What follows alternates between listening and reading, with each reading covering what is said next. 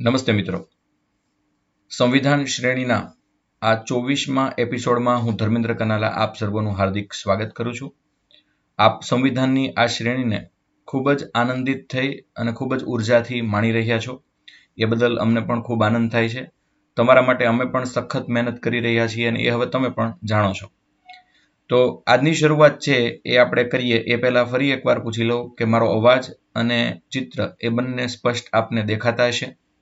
ગઈકાલે એવું થતું હતું કે કેટલાક લોકોને સ્પષ્ટ નહોતું દેખાતું, તો યુટ્યુબની અંદર એવો વિકલ્પ આવે જ છે કે તમારા વિડીયોની જમણી બાજુએ જશો તો 3 ટપકા હશે, એમાં જશો એટલે નીચે ક્વોલિટી આવશે.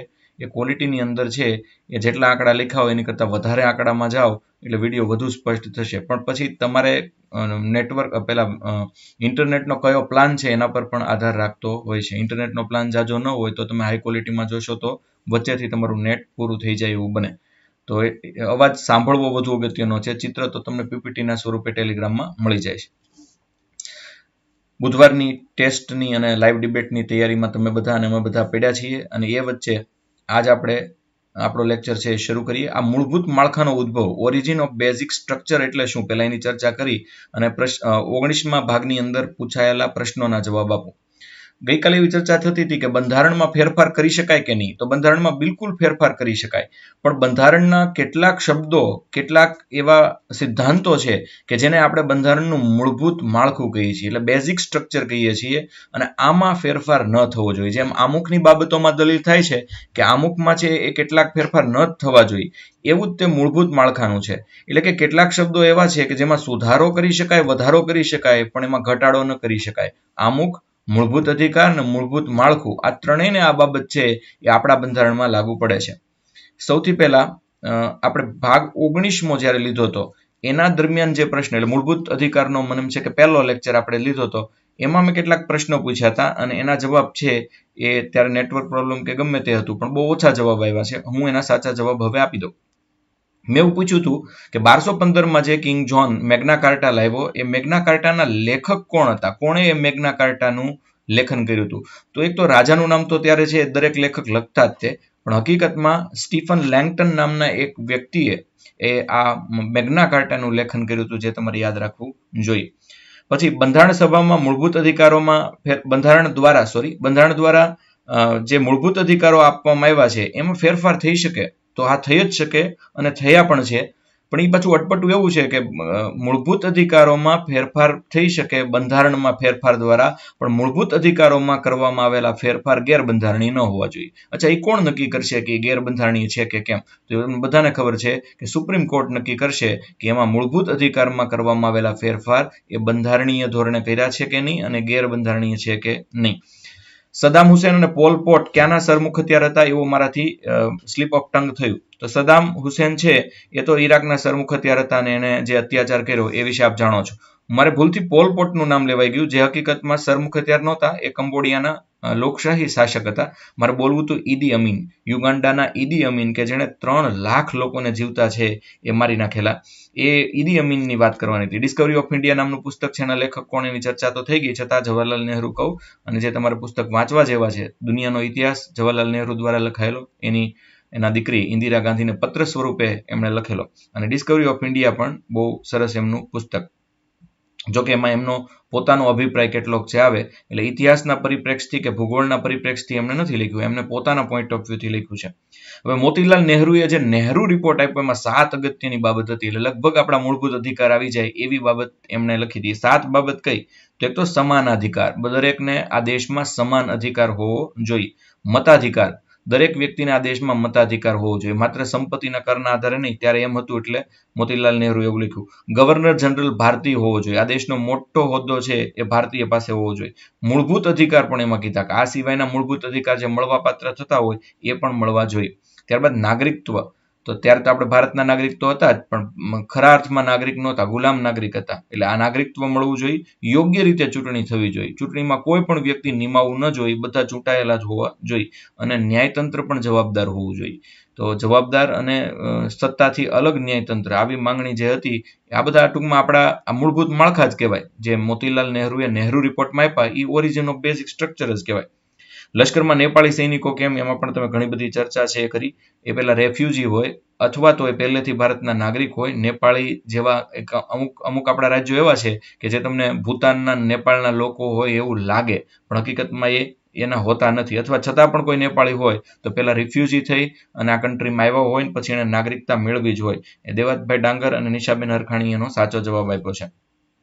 સુપ્રીમ કોર્ટે કોંગ્રેસની સીટ વિશે શું કહ્યું? નરેન્દ્ર મોદીએ કહ્યું કે આ વખતે તો વિપક્ષ બેસી શકે એમ જ નથી, કારણ કે એમની સીટ સાવ ઓછી છે. તો સુપ્રીમ કોર્ટે એવું કહ્યું કે વિપક્ષ તો રહેશે જ. એ દરેક વડાપ્રધાને યાદ રાખી લેવું જોઈએ, કારણ કે વિપક્ષ વગરની લોકશાહી એ તંદુરસ્ત લોકશાહી નથી. મેં એવું પણ કહ્યું હતું કે માનો કે બધી જ સીટ ભાજપની આવી જાય કે કોંગ્રેસની આવી જાય તો સ્પીકરને જરૂર પડે છે એ સ્પીકર પોતે છે એ વિરોધ પક્ષની કામગીરી છે કરશે, અને ન્યાયતંત્ર પણ જરૂર પડે છે એ વિરોધ પક્ષની કામગીરી કરશે. પણ ન્યાયતંત્ર તો ત્યારે જ કામગીરી કરી શકે કે જ્યારે એમને કોઈ રીટ કરે અથવા જાણ કરે. જ્યારે સ્પીકર તો છે એ વચ્ચે ધ્યાન દોરી શકે છે. તો આ સવાલનો પણ સરસ મજાનો જવાબ જોશી ગૌરવભાઈ અને પ્રતિકભાઈ બારૈયાએ છે એ આપ્યો. સંપત્તિનો અધિકાર શા માટે હટાવી લેવામાં આવ્યો? આમુખનો કયો શબ્દ એવો હતો કે જેના કારણે આપણે સંપત્તિનો અધિકાર હટાવી લીધો? આ બધા જાણો છો કે સંપત્તિનો અધિકાર છે એનો દેશની વિરુદ્ધમાં પણ ક્યારેક ઉપયોગ છે થઈ શકે. આવું જ છે જર્મનીમાં થયું, અને યહૂદીઓનો સંહાર થયો એની પાછળ હિટલરે આ સંહાર કર્યો એનું કારણ એ જ હતું કે જ્યારે દેશને પૈસાની જરૂર હતી ત્યારે એ જ દેશના નાગરિક યહૂદીઓએ છે એ દેશને પૈસા ન આપ્યા. આવું માનવાના કારણે, યહૂદીઓને દેશદ્રોહી ગણવાના કારણે હિટલરે છે એનો સંહાર કર્યો. અલબત્ત હિટલરની રીત બરાબર નહોતી એવું 100% આપણે કહી શકીએ, પણ હિટલરમાં દેશદાજ નહોતી એવું એક પણ એંગલથી આપણે કહી શકીએ નહીં. તો આ સંપત્તિનો અધિકાર ક્યારેક ક્યારેક દેશ વિરુદ્ધમાં પણ ઉપયોગ થઈ શકે. દેશને જરૂર હોય ત્યારે વ્યક્તિ ન આપે એવું ન ચલાવી લેવામાં આવે, એટલે આપણે છે સંપત્તિનો અધિકાર છે એ નાબૂદ છે એ કર્યો. આપણા આમુખની અંદર 2 શબ્દો છે, સમાજવાદી અને સમાનતા. આને ધ્યાનમાં રાખી નંબર 1 સમાજવાદી, નંબર 2 સમાનતાને ધ્યાનમાં રાખી અને આપણે આ અધિકાર છે એ છીનવી લીધો. ત્યારબાદ આપણે એવું કીધું કે ખાનગી વ્યક્તિ સામે બંધારણીય અને બદલે કાયદાકીય અધિકારો વાપરવા જોઈએ. તો આ ખાનગી વ્યક્તિઓ એટલે એક્ઝેક્ટલી કોણ? તો સંસ્થાઓ, નિગમો અને ઘણા બધા એકમોનો સમાવેશ એમાં છે એ થાય છે. ત્યારબાદ હાલનો રિઝર્વેશન ક્રાઇટેરિયા શું? એવું પણ તમે છે એ પૂછ્યું. તમારે અત્યારે કોઈ પણ પ્રશ્ન પૂછવા હોય તો તમે છે એ પૂછી શકો છો. હાલનો રિઝર્વેશન ક્રાઇટેરિયા શું છે એ આપણે જોઈએ. તો કેન્દ્ર સરકાર અને ગુજરાત સરકાર એમાં 22.5% રિઝર્વેશન છે એ એસસી અને એસટી વિશે છે, એ આપ જાણો છો. એમાંય તે સ્પષ્ટ વિભાજન છે, એટલે કે 7.5% એસટી અને 15% છે એ આપણે એસટી ને છે એ આપતા હોઈએ. એ ઉપરાંત 27% ઓબીસી ને આપણે રિઝર્વેશન આપીએ છીએ. ગુજરાતમાં પણ એ છે અને કેન્દ્રમાં પણ એ છે. અને 49.5 એ કુલ રિઝર્વેશન થયું. ગુજરાતના ડીજીપી નું પૂછ્યું હતું, એ હજી એક્ઝેક્ટ નામ કોઈ નથી કીધું, તો હવે કહી દઈએ. પીએન રાઇટર હકીકતમાં ગુજરાતના બીજા ડીજીપી છે. તમે બધા જે કાટેકર કહેતા હતા એ નહીં, પણ પીએન રાઇટર કાટેકરની એ ગુજરાતના બીજા ડીજીપી છે. તો પ્રથમ ડીજીપી કોણ એ પ્રશ્ન હજી આપણે છે એ અહીંયા જ એમને ઉપસ્થિત છે રહ્યો. આવતીકાલના લેક્ચરની અંદર આપણે બધા જ આવતીકાલ તો બુધવાર છે, ગુરુવારના લેક્ચરની અંદર આપણે જે બાકી રહ્યા છે અને તમે નથી આપી શક્યા એ તમામ પ્રશ્નોના જવાબ અને તમારા 20મા લેક્ચરના પ્રશ્નોના જવાબ પણ આપણે છે એ આપીશું. હવે આપણે ભણવાનું આગળ છે એ શરૂ કરીએ. મૂળભૂત માળખાનો ઉદ્ભવ, ઓરિજિન ઓફ બેઝિક સ્ટ્રક્ચર. તો પહેલી વાત, મૂળભૂત માળખાનો ખ્યાલ સર્વોચ્ચ ન્યાયાલય દ્વારા તૈયાર કરાયેલો છે. એટલે સર્વોચ્ચ ન્યાયાલયે અલગ અલગ કેસમાં જે ચુકાદા આપ્યા એ શબ્દોનું સંકલન એટલે ભારતના બંધારણનું મૂળભૂત માળખું, આવું આપણે નક્કી કર્યું છે. અલગ અલગ પ્રકારના કેસ આવ્યા હોય એમાં સુપ્રીમ કોર્ટે કહ્યું હોય કે આ શબ્દ તો ભારતના બંધારણનો હાર્દ છે, એ ન ફરી શકે, એવા શબ્દોનું કલેક્શન એટલે આપણું મૂળભૂત માળખું. આ ખ્યાલનો ઉલ્લેખ બંધારણમાં કે દેશના કોઈ કાયદામાં વ્યાખ્યાયિત સ્વરૂપમાં જોવા મળતો નથી. એટલે મતલબ આ ઓરિજિન ઓફ બેઝિક સ્ટ્રક્ચર છે એનો ઉલ્લેખ બંધારણ કે આપણા કાયદાની અંદર ક્યાંય જોવા નથી મળ્યો. ન્યાયતંત્ર દ્વારા પણ હજી પૂર્ણપણે આ ખ્યાલને વ્યાખ્યાયિત કરાયો નથી.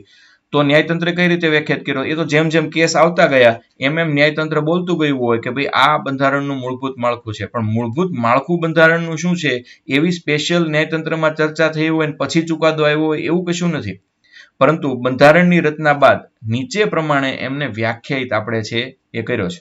કઈ રીતે વ્યાખ્યાયિત કર્યો છે? ન્યાયતંત્રે કયા કયા કેસમાં કયા કયા શબ્દો કયા કયા વાક્યને આપણા બંધારણનું મૂળભૂત માળખું કહ્યું છે એ શબ્દો આપણે જાણવા જ જોઈએ અને યાદ પણ રાખવા જોઈએ ગમે તે રીતે. તો બંધારણના અનુચ્છેદ અંતર્ગત સંસદે મૂળભૂત અધિકારમાં સંશોધન કર્યું અને તમે બધા જાણો છો પહેલો જ સુધારો આપણું બંધારણ 1950માં લાગુ થયું અને 51માં તો આપણે પહેલો બંધારણીય સુધારો આવી ગયો અને આ સુધારો છે કયો હતો તો તમે બધા જ જાણો છો કે આ સુધારો સંપત્તિના મૂળભૂત અધિકારને લગતો હતો કે જેને મૂળભૂત અધિકારમાંથી કાઢી અને 300A તરીકે એને કાયદાકીય અધિકારમાં છે આપણે ઉમેર્યો અને એના અનુસંધાને શંકરી પ્રસાદ દ્વારા આ બંધારણીય સુધારાને પડકારતી એક અરજી આવી કે મૂળભૂત અધિકારોમાં ફેરફાર કેમ કરવામાં આવ્યો મૂળભૂત અધિકાર તો એને જ કહેવાય કે જેમાં ક્યારેય ફેરફાર થઈ શકે નહીં તો ત્યારબાદ સુપ્રીમ કોર્ટે એ જણાવ્યું કે આ અંતર્ગત મૂળભૂત અધિકારોમાં સંશોધન કરવાની શક્તિ છે એ સંસદ આગળ અને ન્યાયપાલિકા આગળ છે અનુચ્છેદ 13માં કાયદો શબ્દ અંતર્ગત માત્ર સામાન્ય કાયદો છે આવે છે બંધારણીય સુધારા નહીં આથી સરકાર સંસદમાંથી બંધારણીય સંશોધન અધિનિયમ પસાર કરી ભૌતિક અધિકારો અને મૂળભૂત અધિકારો પાછા લઈ શકે અથવા ઓછા કરી શકે છે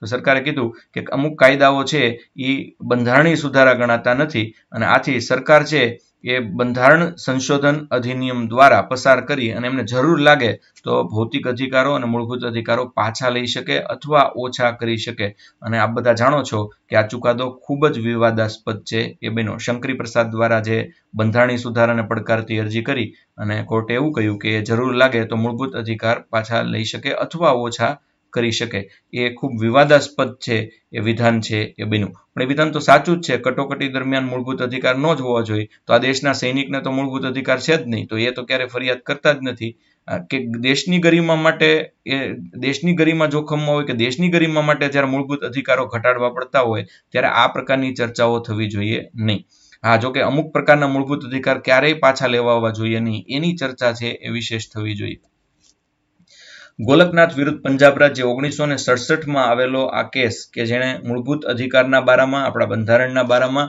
અને આપણા બેઝિક સ્ટ્રક્ચર બારામાં ઘણું બધું છે એ કહ્યું એની આપણે ચર્ચા કરીએ ગોલકનાથ વિરુદ્ધ પંજાબ રાજ્ય કેસ 1967માં ગોલકનાથે 17માં બંધારણીય સુધારા અધિનિયમ 1964ને પડકારતી અરજી સુપ્રીમ કોર્ટમાં છે એ કરી આ શું છે એની ચર્ચા હવે આપણે કરીએ આ કેસ 9મી અનુસૂચિમાં રાજ્ય દ્વારા કરવામાં આવનાર અમુક કાર્યવાહીને લગતો હતો 9મી અનુસૂચિ છે એમાં કેટલાક ફેરફારને લગતી અરજી છે ગોલકનાથે છે કરી અને જે 17મો સુધારો થયો 1964માં એને પડકારતો આ કેસ 1967માં છે એ આવ્યો આ કેસમાં સુપ્રીમ કોર્ટ દ્વારા એવો ચુકાદો આપવામાં આવ્યો કે મૂળભૂત અધિકારને અપરિવર્તનીય સ્થાન પ્રાપ્ત છે આપણા મૂળભૂત અધિકારો છે એ અપરિવર્તનીય છે હવે અપરિવર્તનીય એમ કહીએ એટલે એ પાછું ઇન્વર્ટેડ કોમામાં લેવું હાવ ન ફરે હાવ ન રદ થાય તો એટલા માટે સંસદ મૂળભૂત અધિકારોને ન તો પાછા લઈ શકે ન તો ઓછા કરી શકે સંસદ અમુક મૂળભૂત અધિકારો જે આપણું બેઝિક સ્ટ્રક્ચર છે મૂળભૂત માળખું છે એને ક્યારેય પાછા પણ ન લઈ શકે અને ઓછા પણ ન કરી શકે એ આપણે કાળજી લેવી જોઈએ બંધારણીય સુધારા અધિનિયમના અનુચ્છેદ 13 અંતર્ગત એક કાયદો છે એટલા માટે કોઈ પણ મૂળભૂત અધિકારોનું ઉલ્લંઘન કરી શકે નહીં આપણું જ બંધારણ અને એનો અનુચ્છેદ 13 એવું કહે છે કે મૂળભૂત અધિકારોનું ઉલ્લંઘન છે એ કોઈ વ્યક્તિ કરી શકે નહીં તો પછી સરકાર પણ કરી શકે નહીં એટલે આમાં કોર્ટે છે થોડું ડિપ્લોમેટિક વાત પણ કરી જ છે કે સંસદ મૂળભૂત અધિકારો પાછા નહીં લઈ શકે નહીં ઓછા કરી શકે તો મિલકતનો અધિકાર તો લેવામાં આવ્યો એટલે આ ટૂંકમાં વિવાદાસ્પદ બાબત તો છે જ કે મૂળભૂત અધિકારોને પાછા નથી લઈ શકાતા કે ઓછા પણ કરી શકાતા નથી એટલે ગોલકનાથ વિરુદ્ધ પંજાબ રાજ્ય કેસના ચુકાદા પછી તરત જ સંસદમાં 24મો બંધારણીય સુધારો 1971માં આપણે પસાર કર્યો કારણ કે 13મો અનુચ્છેદ એવું કહેતો હતો ને કે મૂળભૂત અધિકારોનું કોઈ ઉલ્લંઘન ન કરી શકે એટલે મૂળભૂત અધિકારોમાં ક્યારેય ફેરફાર થઈ શકે નહીં એટલે જ સંસદે પછી આ જે ન્યાયપાલિકાએ એમનું કામ પૂરું કર્યું અને પછી સંસદે છે 24મો બંધારણીય સુધારો 1971માં પસાર કરી બંધારણના અનુચ્છેદ 13 અને અનુચ્છેદ 368માં સંશોધન કર્યું અને એમાં સ્પષ્ટપણે એવું કહી દીધું કે 368 અંતર્ગત મૂળભૂત અધિકારોમાં ફેરફાર કરી શકાય કારણ કે 13મો અનુચ્છેદ એવું કહેતો હતો કે આવું તમે ન કરી શકો અને જો કોર્ટ સારું શું છે એ નથી કહેતું કોર્ટ સાચું શું છે એ કહે છે સાચું આ છે પછી સારું શું છે એની સલાહ આપી શકે તો 13 અંતર્ગત સ્પષ્ટ છે એકદમ મૂળભૂત અધિકારોનું ઉલ્લંઘન કરી શકો નહીં એટલે પછી સંસદે પોતે આ કાયદામાં ફેરફાર કર્યો 368માં ફેરફાર કરી 13મા અનુચ્છેદમાં ફેરફાર કર્યો તો હવે મૂળભૂત અધિકારોમાં સંસદ ફેરફાર કરી શકે એવું ગોલકનાથ વિરુદ્ધ પંજાબ રાજ્યના કેસ પછી છે એ આપણને જાણવા મળ્યું ત્યારબાદ બહુ અગત્યનો કેસ અને વારાઘડીએ એનું આવ્યા જ કરે કંઈક ને ક્યાંક ઉલ્લેખ. તો આમ કોન્સેપ્ટ ટોકની અંદર મને લાગે આ બધા કેસ કેવી રીતે થયા, હું તકલીફ હતી ને એની ચર્ચા આપણે વિગતવાર છે એ કરી શકીએ. એટલે પહેલું કોન્સેપ્ટ ટોકની અંદર આપણે કેસ લઈએ તો એ બહુ સરસ કામ થાય. કેશવાનંદ ભારતી વિરુદ્ધ કેરળ રાજ્ય 1973 આ કેસ. કેશવાનંદ ભારતી વિરુદ્ધ કેરળ રાજ્ય અને 1973 સર્વોચ્ચ ન્યાયાલય જે ગોલકનાથ કેસમાં આપ્યો હતો એ ચુકાદાને બદલી નાખ્યો. અને એ ચુકાદો બદલવો એટલા માટે પડે કે સંસદે અનુચ્છેદ 13 બદલી નાખ્યો 368 અંતર્ગત. અને 24માં બંધારણીય સુધારા 1971 ને એમણે માન્ય રાખ્યો અને કહ્યું કે સંસદ મૂળભૂત અધિકારોને પાછા લઈ શકે અથવા તો ઘટાડી શકે. સંસદને જરૂર લાગે કે હવે અમુક મૂળભૂત અધિકાર ભારતીયોને દેવા જેવો નથી તો એ આરામથી પાછા લઈ શકે અથવા ઘટાડી શકે. આ ઉપરાંત સર્વોચ્ચ અદાલત દ્વારા એક નવો સિદ્ધાંત આપવામાં આવ્યો. જો અહીંયા હવે ન્યાયાલય પણ પરફેક્શન તરફ આવ્યું. ન્યાયાલય પહેલા કીધું કે ભાઈ ન ઘટાડી શકે, ન લઈ શકે પાછા, પણ તો એ ઘટાડ્યો જ તે, તો એવું કેમ થયું એની જ આ વાદ ને એનો જ આ ચર્ચા હતી. મિલકતનો મૂળભૂત અધિકાર ઘટાડ્યો ત્યાર પછી જ આ ચર્ચાને વાદ આવી કે મૂળભૂત અધિકાર ઘટાડી શકાય, પાછા લઈ શકાય ખરા. તો એમાં ગોલકનાથ કેસે ના પાડી. ત્યારબાદ સંસદે સુધારો કર્યો અને હવે કેશવાનંદ ભારતી કેસે હા તો પાડી કે ભાઈ ઘટાડી શકે, પાછા લઈ શકે, પણ એક સિદ્ધાંત પણ આપ્યો અને એ સિદ્ધાંત આજનો આપણો લેક્ચર. મૂળભૂત સંરચનાનો સિદ્ધાંત. એમાં 368 અંતર્ગત બંધારણની મૂળ સંરચનાને બદલવાની સત્તા કોઈને નથી, આવું પણ સુપ્રીમ કોર્ટે કહ્યું. સુપ્રીમ કોર્ટે કહ્યું મૂળભૂત અધિકાર છે એમાં ફેરફાર કરી શકો, પણ મૂળભૂત સંરચના છે એમાં ફેરફાર ન કરવો જોઈએ, કારણ કે એનો અર્થ એમ થાય કે સંસદ એવા મૂળભૂત અધિકારોને ન ઘટાડી શકે જેનાથી બંધારણમાં આખો ફેરફાર છે એ થઈ જાય. સર્વોચ્ચ અદાલતના મૂળ સંરચનાના ચુકાદા બાદ સંસદ દ્વારા 42મો બંધારણીય સુધારો 1976 પસાર કરીને પાછો આપણે અનુચ્છેદ 368માં સુધારો કર્યો અને એવું જાહેર કર્યું કે સંસદની વૈધાનિક શક્તિઓની કોઈ સીમા છે નહીં અને કોઈ પણ બંધારણીય સુધારાને સુપ્રીમ કોર્ટમાં પડકારી શકાશે નહીં, પછી ભલે તે મૂળભૂત અધિકારોનું ઉલ્લંઘન કરતો હોય. તો એ થોડું લોકશાહીની વિરુદ્ધ જેવું પગલું સંસદે ભર્યું. એટલે આપણી મૂળભૂત સંરચનાની વાત હતી એમાં પાછો ગોલકનાથ કેસ પછી પણ સંસદે ફેરફાર કર્યો અને કેશવાનંદ ભારતીના કેસ પછી પણ 42મો સુધારો છે એ આપણે કર્યો અને 76 દરમિયાન એવું પસાર કરીને અનુચ્છેદ 368માં સુધારો કરીને કીધું કે ભાઈ સંસદની વૈધાનિક સીમા કોઈ ન હોય, એટલે તમે મૂળભૂત સંરચના કહો છો એ સંસદને મૂળભૂત સંરચના ન પણ લાગે તો 368માં ફેરફાર કરીને એને કીધું કે અમારી સત્તાની કોઈ સીમા નહીં હોય અને કોઈ પણ બંધારણીય સુધારાને સુપ્રીમ કોર્ટમાં પડકારી શકાશે નહીં. એ પાછું એને લોકશાહીની વિરુદ્ધમાં છે એ કીધું કે બંધારણીય સુધારો અમે કરીએ એ બંધારણીય સુધારો બહુ માથાકૂટ પછી થતો હોય છે અને એ સુધારો થાય અને સુપ્રીમ કોર્ટમાં કોઈ પડકારી શકશે નહીં, પછી ભલે એ મૂળભૂત અધિકારોનું ઉલ્લંઘન કરતો હોય. સંસદે આ તાનાશાહી જેવો છે એ સુધારો છે એ કર્યો. ત્યારબાદ મિનર્વા મિલ વિરુદ્ધ ભારતીય કેસ ને વામનરાવ વિરુદ્ધ ભારતીય કેસ એની આપણે ચર્ચા કરીએ. પહેલા ચર્ચા કરીએ મિનર્વા મિલ વિરુદ્ધ ભારતીય સંઘ એટલે કે 1980નો કેસ. આ શું તો મેં કીધું કેસનો આપણે કોન્સેપ્ટ ટોક લઈશું, પણ અત્યારે ચર્ચા કરીએ કે હવે સુપ્રીમ કોર્ટ શું કહે છે અને આ મૂળભૂત સંરચના એટલે શું. તો મિનર્વા મિલ વિરુદ્ધ ભારતીય સંઘ 1980નો આ કેસ સુપ્રીમ કોર્ટ દ્વારા મિનર્વા મિલ્સ વિરુદ્ધ ભારતીય સંઘ 1980માં 42મો સુધારો જે કર્યો હતો સંસદે એવું કીધું કે ભાઈ અમે જે સુધારો અમારે પહેલા તો વૈધાનિક સત્તા છે એને કોઈ નિયંત્રણ લાગુ નહીં પડે, અમે બંધારણીય સુધારો કરીએ એની સામે સુપ્રીમ કોર્ટમાં નહીં જઈ શકાય અને એ ભલે મૂળભૂત અધિકારોનું ઉલ્લંઘન હોય તો પણ ચાલશે એવું જે સંસદે કહ્યું એની સામે મિનર્વા મિલ છે એ કેસ આવ્યો અને એમાં 1976ની આ જોગવાઈને કોર્ટે છે અમાન્ય ઠેરવી કે ભાઈ કારણ કે એમાં ન્યાયિક પુનઃઅવલોકનને કોઈ સ્થાન આપવામાં આવ્યું નહીં, એ બંધારણની સંરચનાની વિરુદ્ધ છે. તમે ન્યાયિક પુનઃઅવલોકનની ના પાડો, તમારે ગમે એટલી તકલીફ થઈ હોય ને તમે બંધારણમાં છે એ કાયદો લઈ આવ્યા હો, દાખલા તરીકે તમારે બહુમતી હોય અને તમે ગેરબંધારણીય કોઈ વસ્તુ લઈ આવો તો એ સુપ્રીમ કોર્ટને આ દેશની જનતા થોડી સ્વીકારે. એટલે સ્પષ્ટપણે મિનર્વા મિલ વિરુદ્ધ ભારતીય સંઘ આ કેસમાં કહેવામાં આવ્યું કે ન્યાયિક પુનઃઅવલોકનને સ્થાન નહીં આપવામાં આવે એવો એક પણ કાયદો કેન્દ્ર સરકારનો કે કોઈ પણ સરકારનો કે કારોબારીનો ચલાવી લેવામાં આવશે નહીં. ત્યારબાદ વામનરાવ વિરુદ્ધ ભારતીય સંઘ 1980નો આ કેસ.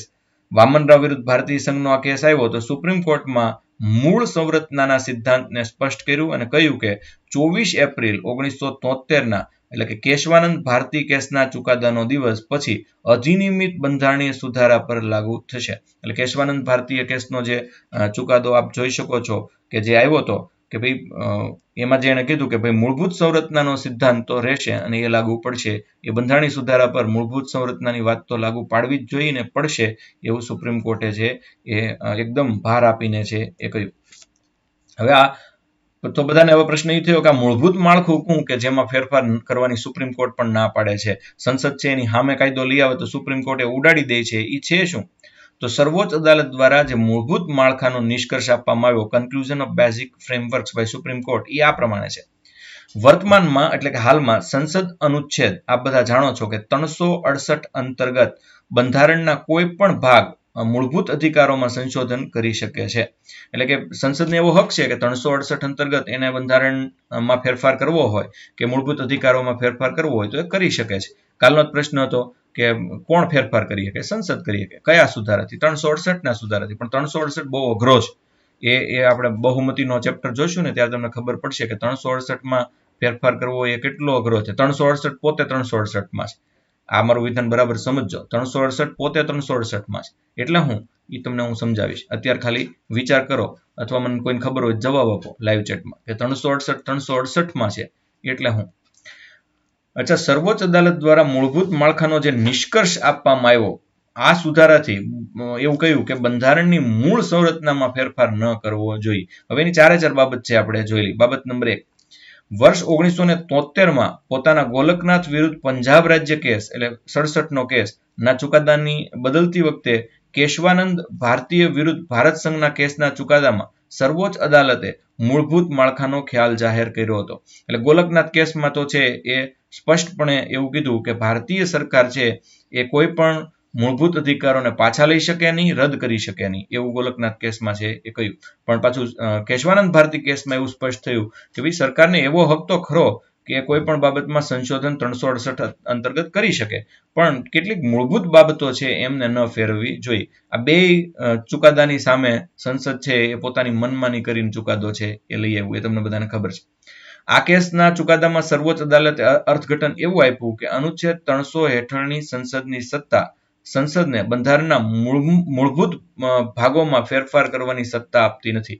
એટલે એનો અર્થ એવો થયો કે સંસદને પોતાની બંધારણીય સુધારાની સત્તાનો ઉપયોગ કરીને બંધારણના મૂળભૂત માળખામાં ફેરફાર કરવો જોઈએ નહીં, આવું સ્પષ્ટપણે કીધું. એટલે કે જે કેટલાક શબ્દો, દાખલા તરીકે ભારતમાંથી એક શબ્દ કાઢી નાખો, કેટલો ફરક પડે? તમે કે એક શબ્દથી સાહેબ શું ફેર પડે?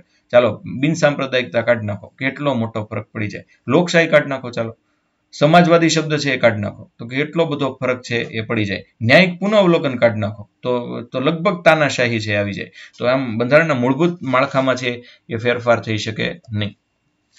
હવે તો કયા કયા આ મૂળભૂત સંરચનાના તત્વો, element of basic structure of constitution, કોને કોને ગણવા?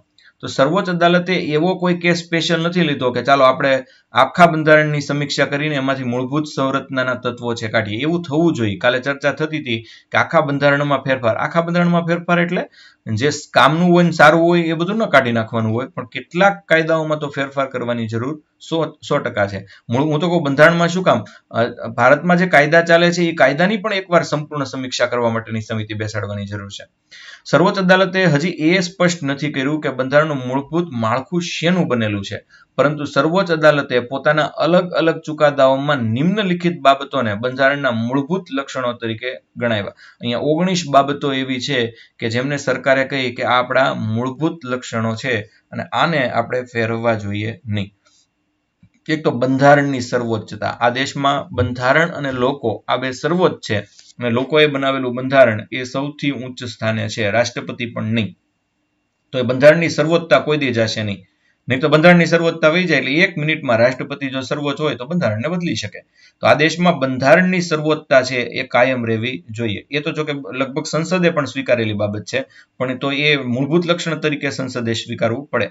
નંબર 2, ભારતીય રાજ્ય વ્યવસ્થાનો સાર્વભૌમ, લોકતાંત્રિક અને પ્રજાસત્તાક સ્વભાવ. જે ભારતના કેટલાક કેરેક્ટરિસ્ટિક્સ છે એમાં સાર્વભૌમત્વ એને કોઈ દિવસ કાંઈ ફેરફાર થઈ શકે નહીં. એટલે કે અવિનાશી રાજ્યોનો અવિનાશી સંઘ, એમાં કોઈ દી ફેરફાર થવો જોઈએ નહીં. લોકતાંત્રિક, લોકશાહી શબ્દ કોઈ દી કાઢી શકાય નહીં. અને પ્રજાસત્તાક એટલે કે અહીંયા પ્રજાની જ સત્તા રહેશે. હજી પ્રજાસત્તાક શબ્દમાં તો કેટલુંક ઉમેરવાની જરૂર છે. એમાંથી કાઢવાની વાત તો ક્યાં થઈ, કેટલીક વસ્તુ ઉમેરવાની જરૂર છે. દાખલા તરીકે પ્રજાસત્તાક હોય તો તમને છે બેરોજગારી એટલે કે રોજગારી મેળવવાનો હક હોવો જોઈએ, તમારે બેરોજગારી ન હોવી જોઈએ, એ તમારો અધિકાર જ હોવો જોઈએ, મૂળભૂત અધિકાર. રાઇટ ટુ કોલ બેક હજી હોવો જોઈએ. હજી છે આપણું લોકપાલ કાંઈ બહુ સબળું નથી, એ આપણા બંધારણની નબળાઈ જ છે. અને એટલે જ અન્ના હઝારેનો વિરોધ હતો, કેજરીવાલનો વિરોધ હતો અને કિરણ બેદીનો વિરોધ હતો. પણ કૂટનીતિ દ્વારા એ ત્રણેયને અલગ પાડી દેવામાં આવ્યા. અન્ના હઝારેનું જોર નબળું પડી ગયું અને પેલા બંને તો સામસામ આવી ગયા. કેજરીવાલ એક પાર્ટીમાં આપમાં અને કિરણ બેદી છે એ ભાજપમાંથી ચૂંટણી લડીને છે હાર્યા. ખેર, નંબર 3, ધર્મનિરપેક્ષતા. એ ધર્મનિરપેક્ષતા આ દેશમાંથી કોઈ દી નહીં નીકળે, કારણ કે આપણે જ્યારે ભારત રાજ્યની રચના, ભારત દેશની રચના કરતા હતા અને પાકિસ્તાન અલગ થવાનું હતું, ત્યારે આપણે ભારતને કેવું બનાવવાનું છે એમાં સ્પષ્ટપણે બધા જ નેતાઓનો મત હતો કે ભારત કાયમ માટે ધર્મનિરપેક્ષ રહેશે. આ દેશમાં કોઈ દી છે એ હિન્દુ, મુસ્લિમ, શીખ, ઈસાઈ એવો વાદ નહીં આવે. અને એટલે જ આ દેશ હિન્દુસ્તાન નહીં પણ ભારત છે અને ઇન્ડિયા છે. એટલે હિન્દુસ્તાન કહીએ એમાં કોઈ વાંધો નથી, હિન્દુઓની બહુમતી છે જ, એમાં ના નથી. પણ આ દેશ ઇન્ડિયા પણ છે, આ દેશ ભારત પણ છે. આ દેશ સર્વ ધર્મ સમભાવનું સૌથી મોટું પ્રતીક છે. આ દેશ દુનિયાનો એવો દેશ છે કે જ્યાં સૌથી વધુ લોકબોલીઓ બોલાય છે. આ દેશ દુનિયાનો એવો દેશ છે કે જ્યાં સૌથી વધુ તમને પોશાક, ભોજન અને સંસ્કૃતિ અને તહેવારોનું વૈવિધ્ય જોવા મળે છે. અને આ દેશ દુનિયાનો સૌથી વધુ એવો દેશ છે કે જ્યાં જૂનામાં જૂની સંસ્કૃતિનું આજ પણ છે એ માવજત થઈ રહી છે, આજ પણ એનું પોષણ થઈ રહ્યું છે. કેટલી બધી વિવિધતાઓ વાળો અને કેટલી બધી સંસ્કૃતિ વાળો અને કેટલો બધો સબળ દેશ, અને આ ધર્મનિરપેક્ષતાના કારણે. ત્યારબાદ ધારાકીય, કારોબારી અને અંગો વચ્ચે સ્પષ્ટ સત્તાનું વિભાજન છે. ધારાકીય એનું કામ કરવાનું છે એટલે કે એના કાયદા ઘડવાના છે. કારોબારી છે એની કોઈ કોઈ યોજના અંગે અમલીકરણ કરાવવાનું છે. અને ન્યાયતંત્ર છે એનું અમલીકરણ ન થાય તો શું કરવાનું એની ચર્ચા કરવાની છે, અથવા જ્યાં જ્યાં બંધારણમાં ન ખબર પડે ત્યાંનું વિશ્લેષણ કરવાનું છે. આપણા બંધારણનું સંઘીય સ્વરૂપ છે. એટલે મેં હમણાં જ કીધું કે ભારત છે એ અવિનાશી રાજ્યોનો સંઘ છે, રાજ્યોનો બનેલો સંઘ છે. અહીંયા સંઘી સ્વરૂપ એટલે શું, તો કે કેન્દ્ર સરકાર છે એ વધુ હાવી રહેશે અને સમાંતર સરકારો ચાલ્યા કરશે. તો એ પણ બહુ પરફેક્ટ આપણે લીધેલું છે. રાષ્ટ્રની એકતા અને અખંડિતતા, આ શબ્દ કોઈ દી કાઢી શકાય નહીં, કારણ કે ભારતમાં એકતા શબ્દ બહુ અગત્યનો છે. અલગ અલગ દેખાતા અને અલગ અલગ લાગતા વિવિધ લોકો હોય ત્યાં એકતા શબ્દ કોઈ દી કાઢી જ ન શકાય, અને આ એકતા શબ્દથી જ આપણે જોડાયેલા છીએ. અખંડિતતા, ભારતનો કોઈ ભાગ છે એ કાઢી ન શકાય, એટલા માટે કે આપણા બંધારણમાં કોઈ પણ રાજ્ય કરારથી નથી જોડાયું. આપણે બધા છે એ આમ જ એકત્રિત થયેલા છે, કોઈ કરાર નથી, અને એટલા માટે આપણું એક પણ રાજ્ય આપણાથી અલગ થઈ શકે નહીં. કલ્યાણકારી રાજ્ય એટલે કે સામાજિક અને આર્થિક ન્યાય, હજી જો કે એમાં ઘણું બધું કલ્યાણકારી રાજ્યમાં આપણે સંશોધન કરવાનું લે. આયર્લેન્ડના રાજનીતિના માર્ગદર્શક સિદ્ધાંતો છે પણ એ ફોફલા છે, કારણ કે એના વિરુદ્ધ છે તમે જાણો છો કે કોર્ટમાં જઈ શકાતું નથી, અને એમાં બહોળી વ્યાખ્યાઓ જે કરવામાં આવી છે એના કારણે કોર્ટમાં જઈ શકાય પણ નહીં. આમુખ અને રાજનીતિના માર્ગદર્શક સિદ્ધાંતો, આ બેયની એ તકલીફ છે. ન્યાયિક સમીક્ષા દેશમાં કાઢી જ શકાશે નહીં. જો તમે એમ કહેતા હો કે આ દેશમાં ન્યાયતંત્ર પોતાની રીતે કામ કરે અને સંસદ પોતાની રીતે કામ કરે, તો ન્યાયિક સમીક્ષા કાઢવાનો કોઈ દી પ્રશ્ન જ આવતો નથી. ન્યાયિક સમીક્ષા તો રહેશે એવું બંધારણે કહે છે, ન્યાયતંત્ર કહે છે. ક્યારેક સંસદ છે પોતાની રીતે એની વિરુદ્ધ કાયદો લાવે, તો અહીંયા બેની ચર્ચા થઈ હતી. સંસદ કાયદો લાવે તો ન્યાયતંત્ર ઉડાડી દે, ન્યાયતંત્ર ક્યારેક કાયદો લાવે તો સંસદ પાછું સંશોધન કરીને એક આર્ટિકલ ઉમેરી દે, એટલે એક કાયદો છે ઉમેરી દે. પણ એ તો ચાલતું નથી. આમાં છેલ્લે કોનું ચાલે એવો પ્રશ્ન મારે તમને પૂછવો હોય શું પૂછું, કે માનો કે એક બાબતમાં બંને વચ્ચે અંટસ પડી, તો છેલ્લે કોનું ચાલશે અને આમાં પછી દખલ કોણ દેશે? આમાં કોઈ દખલ દેશે અને કહેશે કે ભાઈ આનું ચાલે કે આમ ચાલે, એવી કોઈ વ્યક્તિ ખરી ભારતમાં કે જે દખલ દઈ શકે? તો અમારા બે પ્રશ્ન, કે છેલ્લે કોનું ચાલે, ન્યાયતંત્રનું કે સંસદનું? બહુ અઘરો પ્રશ્ન છે મિત્રો. એમ ફટાફટ તમે લાઈવ ચેટમાં જવાબ નહીં આપી દેતા, એ લાઈવ ચેટમાં જવાબ આપવા જેવો સવાલ નથી આ. ન્યાયિક સમીક્ષા એટલે કે ન્યાયતંત્રનું ચાલે કે સંસદનું ચાલે? અને માનો કે એક બાબતે અંટસ પડી, ન્યાયતંત્ર ગેરબંધારણી કરીને રદ કર્યું અને આ લોકોએ બંધારણમાં સુધારો કરીને પાછું એને બંધારણી બનાવ્યું, પાછું ન્યાયતંત્રએ કીધું કે આવા સુધારા કરી શકાય નહીં, તો ત્યારે કોનું ચાલવાનું છેવટે? સંસદ કે ન્યાયતંત્ર? કયા આધાર પર ચાલશે એ પણ કહેવાનું. આમના આડેધડ નહીં કહી દેવાનું કે ન્યાયતંત્ર. તો ન્યાયતંત્રનું ચાલે તો કયો અનુચ્છેદ એવો છે કે ન્યાયતંત્રનું ચાલે? તમે કહો નહીં સંસદનું ચાલે, તો કયો અનુચ્છેદ એવો છે કે સંસદનું ચાલે? તમે કે બેયનું ચાલે, તો એ પણ કહો કે કયો અનુચ્છેદ એવો છે કે જેમાં બે મળીને કામ કરતા હોય? એવો એક અનુચ્છેદ છે જ નહીં. તો અને વચ્ચે કોઈ દખલગીરી દે જ્યારે બે વચ્ચે અંટસ પડે, એવું કોઈ પ્રાવધાન આપણા બંધારણમાં છે? તમે તમારી રીતે કોઠાહૂજથી નહીં કહેતા, કારણ કે મારા બધા દર્શકોની કોઠાહૂજ બહુ ઝાઝી છે, એમને દરેક જવાબ છે કોઠાહૂજથી હૂજી જાય, તો આ કોઠાહૂજ નથી વાપરવાની. વ્યક્તિની સ્વતંત્રતા અને ગરિમા કોઈ દી છીનવી શકાય નહીં. વ્યક્તિની સ્વતંત્રતા એટલે એમાં અમુક અંશે નિયંત્રણ મૂકી શકાય અને વ્યક્તિની ગરિમા તો કોઈ દી છીનવી શકાય નહીં. ગમે એવી કટોકટી હોય તો પણ વ્યક્તિ ઉપર છે એ સરમુખ હથિયારશાહી લાદી શકાતી નથી. બીજું, સંસદીય વ્યવસ્થા આ દેશમાં કોઈ દી નહીં ફરે. આ દેશમાં સંસદ જ છે એ વ્યવસ્થા રહેશે. એટલે આ દેશના તમામ કાયદાઓ સંસદમાં છે ઘડાશે. ધારાસભા, વિધાનસભા એ તો કાયમ માટે છે એ આ જ રીતે કામ કરશે, કારણ કે એ બંધારણનો મૂળભૂત પાયો છે. આ દેશમાં કાયદાનું શાસન છે. બધી જ પ્રક્રિયા કાયદાકીય રીતે થશે. કાયદા વિરુદ્ધ કશું જ થશે નહીં. તો એ તમે કહો કે સાહેબ આને આ ન્યાય મળવામાં બહુ વાર લાગે છે, તો એ બધું તો કાયદા મુજબ થાય એટલે વાર લાગે. તમે કે delay in justice is injustice, એ બધી વાત સાચી, પણ આપણો કાયદો એમ પણ સ્વીકારે છે કે અહીંયા છે 99 ગુનેગાર છે એ છૂટી જાય એની સામે વાંધો નથી, પણ એક દોષિતને સજા ન થવી જોઈએ. એટલે એ જ કાયદાનું શાસન છે. મૂળભૂત અધિકાર રાજનીતિના માર્ગદર્શક સિદ્ધાંતો વચ્ચે સંવાદિતા અને સંતુલન રહેવું જ જોઈએ. એટલે એક સાધન છે ને એક સાધ્ય છે. સાધન કોણ છે? તો હકીકતમાં રાજનીતિના માર્ગદર્શક સિદ્ધાંતો એ તો સાધન છે. હું તો કે મૂળભૂત અધિકારોને સાધ્ય કરવાનું. રાજનીતિના માર્ગદર્શક સિદ્ધાંતોનો અમલ વગર માણસને મૂળભૂત અધિકારો પૂર્ણપણે આપી જ ન શકાય. એ તમે લાંબુ વિચારો તમને ખ્યાલ આવશે. સમાનતાનો સિદ્ધાંત આ દેશમાંથી કોઈ દી જવો જોઈએ નહીં, કારણ કે ભારત દેશ પોતાના બધા જ નાગરિકને સમાન ગણે છે. સ્વતંત્ર અને નિષ્પક્ષ ચૂંટણી એ લોકશાહીની બહુ મોટી મજબૂતી છે. આપણા દેશમાં તમે બધા જાણો છો એમ સ્વતંત્ર રીતે ચૂંટણી થાય છે અને નિષ્પક્ષ રીતે ચૂંટણી થાય છે. એમાં કોઈ પક્ષનું કશું જ હાલતું નથી. એવા ભલે દાવાઓ થતા હોય પોકળ કે કોઈ ચોક્કસ સરકાર છે એ ફેસબુક ને વોટ્સઅપ ને છે એ ચલાવે છે, એના ઉપર હાવી થઈ ગઈ છે, તો એ તો વોટ્સઅપ ઉપર ને ફેસબુક ઉપર પ્રચાર કરવાની કોઈને પણ છૂટ હોય છે. તમે પણ પ્રચાર કરો, કોઈ વોટ્સઅપ કે ફેસબુક ઉપર હાવી થઈ શકતું નથી. જ્યાં સુધી લોકોના દિલ ઉપર તમે હાવી થાવ છો ત્યાં સુધી જ તમે છે એ સરકાર તરીકે રહી શકો છો. ફેસબુક ને વોટ્સઅપ એ કોઈ એવા માધ્યમ નથી કે જેના દ્વારા તમે છે સમગ્ર ભારતીય અને આટલો મોટો માસ છે એનું બ્રેઇન વોશ કરી શકો. ત્યારબાદ ન્યાયપાલિકાની સ્વતંત્રતા. તો આ દેશમાં ન્યાયપાલિકા સંપૂર્ણ સ્વતંત્ર છે, હતી અને રહેશે. એમાં કોઈ એવું ક્યારેય નહીં કહી શકે કે અમે આ લોકોને ચૂંટીએ અને અમે કહીએ એમ કામ કરીએ. હા, ક્યારેક થોડુંક પ્રેશર હોય એ સમજી શકાય એવી બાબત છે, પણ છતાં લોકો સમક્ષ આ પ્રેશર લાવવામાં આવે તો લોકો સરકારને પણ ઉથલાવી શકે છે. સંસદની બંધારણમાં સુધારો કરવાની મર્યાદિત સત્તા, એક મર્યાદા હોવી જોઈએ. આ બે જ કેસ તમે જુઓ ને, ગોલકનાથ કેસ અને કેશવાનંદ ભારતી કેસ, તો એમાં સંસદે બંધારણમાં મનમાયનો સુધારો કર્યો છે અને એટલે જ તે ન્યાયતંત્રને સામે મેદાનમાં આવવું પડ્યું. ન્યાયની અસરકારક પ્રાપ્તિ આ દેશમાંથી કોઈ દિવસ નહીં જાય. આ દેશમાં ન્યાય છે એની અસરકારક પ્રાપ્તિ થશે જ. આ દેશમાં ગરીબ હશે, તવંગર હશે, જેની પાસે પૈસા નહીં હોય, જેની પાસે વકીલ નહીં હોય, તમામ લોકોને ન્યાય છે એ પ્રાપ્ત થશે. અને જે વ્યાજબીપણું હોય, જે શબ્દોનું વ્યાજબીપણું હોય કે રહેવા જોઈએ, એ બધા જ શબ્દો રહેશે. ગેરવ્યાજબી વાત થઈ શકશે નહીં. અને આ જે ગોલકનાથ કેસ અને કેશવાનંદ ભારતી કેસ પછી સંસદે કરી વાત ગેરવ્યાજબી છે. અનુચ્છેદ 32, 136, 141 અને 142 હેઠળ જે સર્વોચ્ચ અદાલતને સત્તા આપવામાં આવી છે એમાં કોઈ દી ફેરફાર થશે નહીં. તો મિત્રો, આ છે એ આપણે મૂળભૂત સંરચનાનો સિદ્ધાંત હતો. એમાં તમારે કયા કેસ યાદ રાખવાના છે, હવે આપણે એની ચર્ચા છે એ કરીએ. કયા કેસ યાદ રાખવાના છે અને પછી મારે આજ કેટલાક અત્યાર સુધીનું રિવિઝન થાય એ માટેના પ્રશ્નો છે એ તમારી પાસે લેવડાવવા છે. ચાલો હવે આપણે એવા કેસ જોઈએ કે જેમાં છે કેટલાક શબ્દો અસ્તિત્વમાં આવ્યા હતા. સૌથી મહત્વનો કેસ કયો તમારે યાદ રાખવાનો હોય તો ઘણીવાર એવું પૂછે કે આ કેસમાં કયો શબ્દ નહોતો આવ્યો. ભાઈ, આ તો યુપીએસસી અને જીપીએસસીમાં તો એ પ્રકારના સવાલ પૂછાય. હમણાં હું તમને કેટલાક સવાલો પણ પૂછું.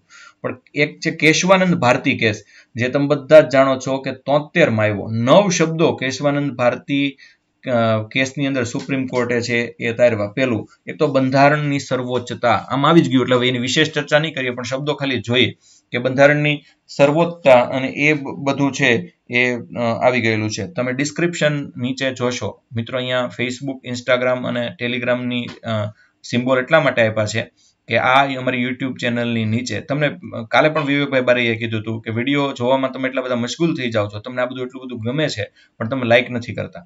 તમે શેર કરો છો પણ તમારા ગ્રુપમાં શેર કરો અને તમારા સ્ટેટસમાં પણ લિંક રાખો. તો તમે સામે પક્ષે એવું કહ્યું કે થોડી વહેલી લિંક છે એ મોકલો. તો હું પણ એટલી બધી મહેનત હોય છે કે સવારથી લઈને સાંજ સુધી લેક્ચર કરવા, 6 બુક 7 બુક રિફર કરવી, એમાંથી મટીરિયલ તારવું, આ પીપીટી બનાવવા, પીપીટી બન્યા બાદ થંબનેલ બનાવવું, એની લિંક બનાવવી, એનું ડિસ્ક્રિપ્શન બનાવવું, આ બધું ગોઠવવું ટેકનિકલ.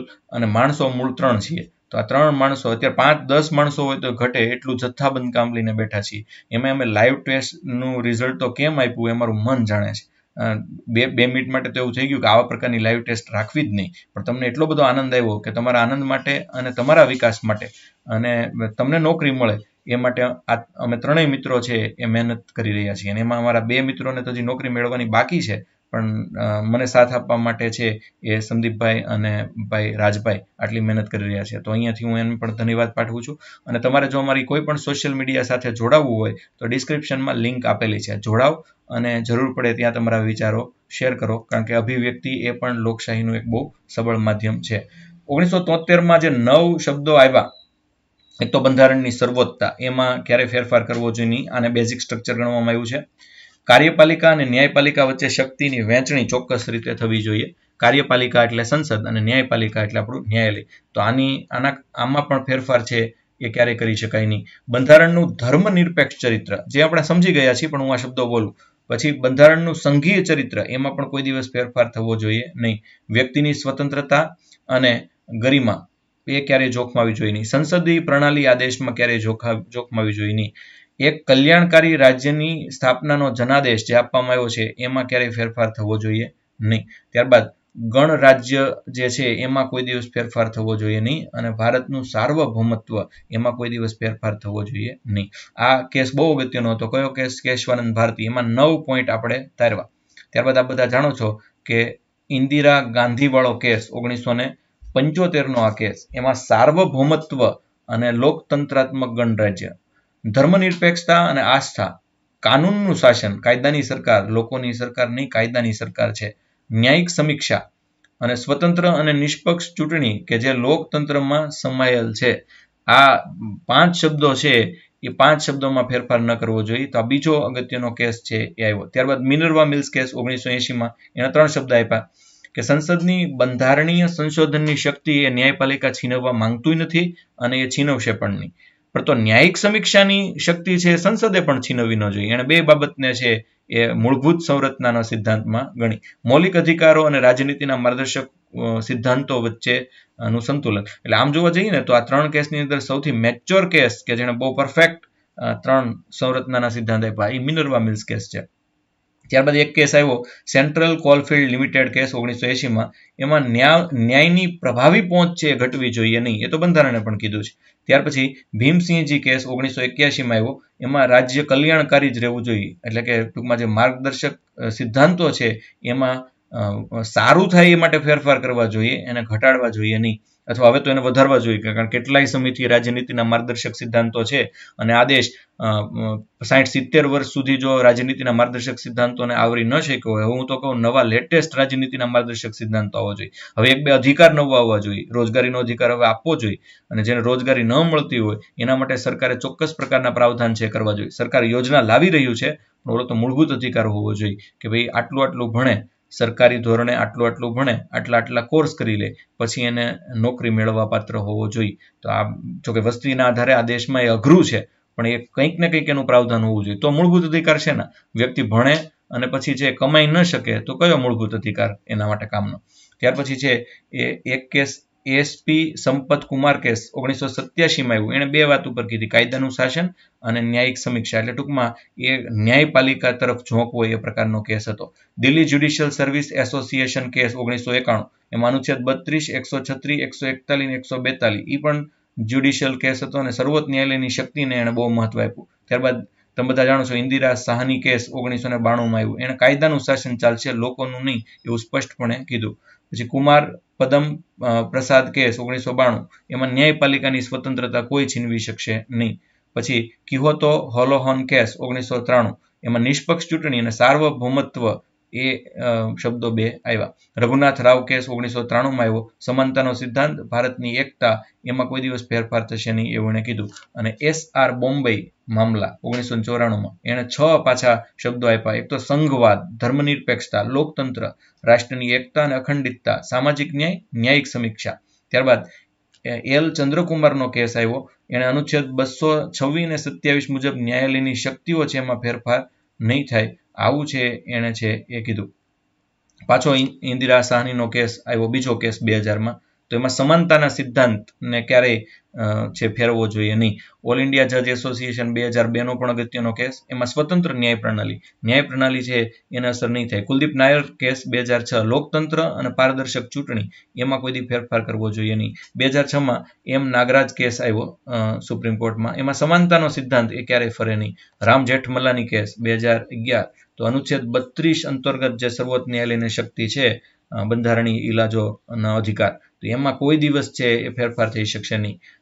IR કોહેલો કેસ 2007માં આવ્યું, કાયદા એમાં 5 સિદ્ધાંત આપ્યા: કાયદાનું શાસન, શક્તિની વહેંચણી, મૌલિક અધિકારોના આધારભૂત સિદ્ધાંત, ન્યાયિક સમીક્ષા અને સમાનતાનો સિદ્ધાંત. છેવટે 2013માં નવીન શર્મા કેસ આવ્યો, એમાં વ્યક્તિની સ્વતંત્રતા અને ગરિમા કોઈ દી જોખમાવી જોઈએ નહીં. અને 2014માં મદ્રાસકર એસોસિએશનનો છેલ્લો અગત્યનો કેસ આવ્યો, એમાં ન્યાયિક સમીક્ષા અનુચ્છેદ 226 અને 227 પ્રમાણે સુપ્રીમ કોર્ટની શક્તિ કોઈ છીનવી શકે નહીં. પણ સુપ્રીમ કોર્ટને આવું 5 વાર કહેવું પડ્યું કે સુપ્રીમ કોર્ટની શક્તિ કોઈ છીનવી શકે નહીં, એ પણ લોકશાહી માટે તંદુરસ્ત લક્ષણ નથી.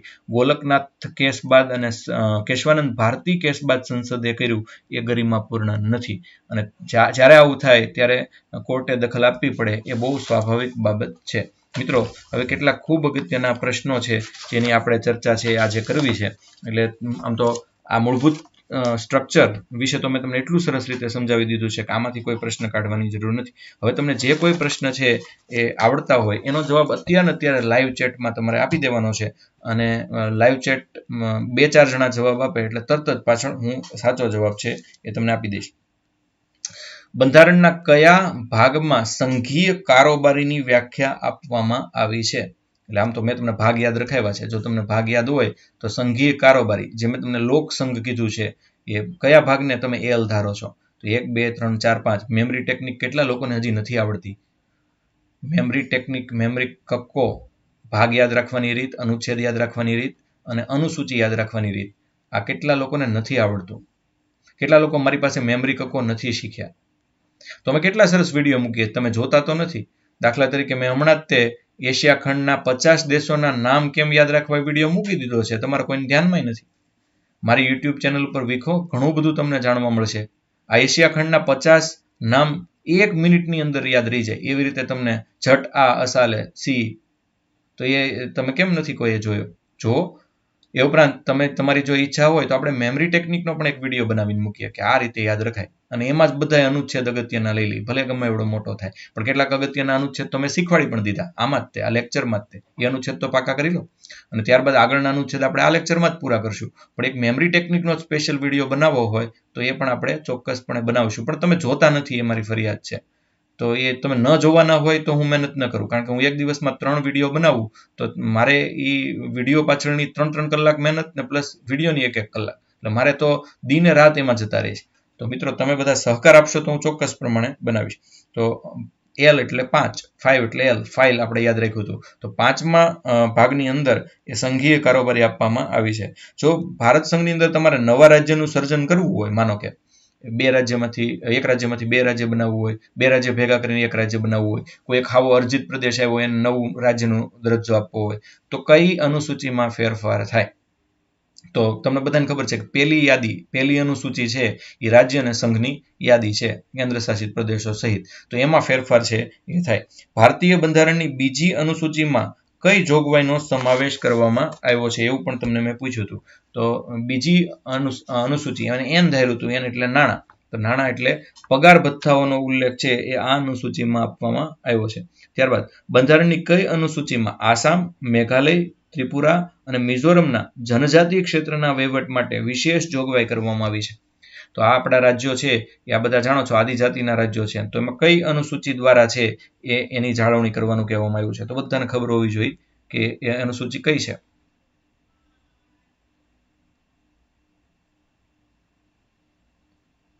છઠ્ઠી અનુસૂચિ અંતર્ગત આપણને આ વસ્તુ છે કહેવામાં આવી છે ભારતના બંધારણમાં. તો ભારતના બંધારણની કઈ અનુસૂચિ એવી છે કે જેમાં એસસી અને એસટી વિસ્તારો હોય એના નિયંત્રણ માટેની ચોક્કસ જોગવાઈ આપવામાં આવી છે?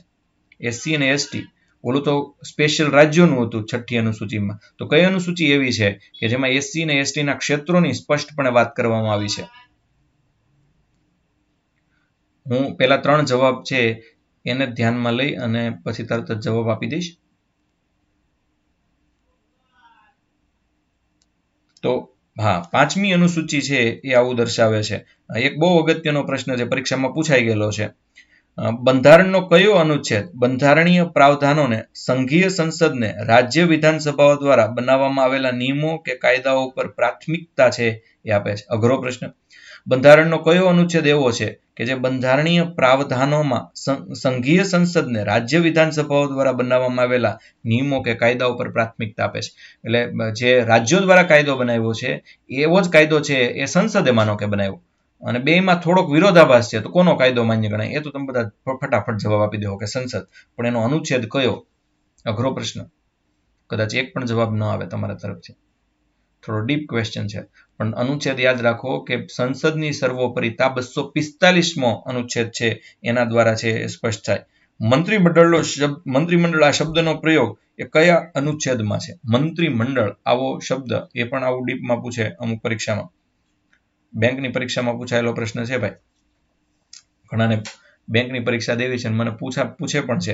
અચ્છા, અનુચ્છેદ 352માં આ શબ્દ મંત્રીમંડળનો સ્પષ્ટપણે ઉલ્લેખ છે અને મંત્રીમંડળે કઈ રીતે કામ કરવું જોઈએ એની વાત પણ એમાં કરવામાં આવી છે. તો આ હતું. ત્યારબાદ રાષ્ટ્રીય પ્રતીકો છે એ ચેપ્ટર આપણે લેવાનું બાકી છે, એટલે એમાંથી કોઈ પ્રશ્ન હું તમને અત્યારે પૂછતો નથી. પણ ત્યાર પછીના જે અગત્યના પ્રશ્નો છે એ હવે આપણે છે લઈએ, કે જે મોટા ભાગે ઈસ્ટ ઇન્ડિયા કંપની દ્વારા જ્યારે ભારતમાં શાસન ચાલતું હતું એ મેં બહુ ડીપમાં લીધું છે. અને એટલે પહેલો પ્રશ્ન પૂછું કે કયા એક્ટથી કે કયા કાયદાથી એ ભારતમાં વેપાર કરવાનો ઈસ્ટ ઇન્ડિયા કંપનીનો એકાધિકાર સમાપ્ત થયો? તો એ કયો છે ચાર્ટર એક્ટ છે હતો? તો એ પણ તમને આવડવું જોઈએ.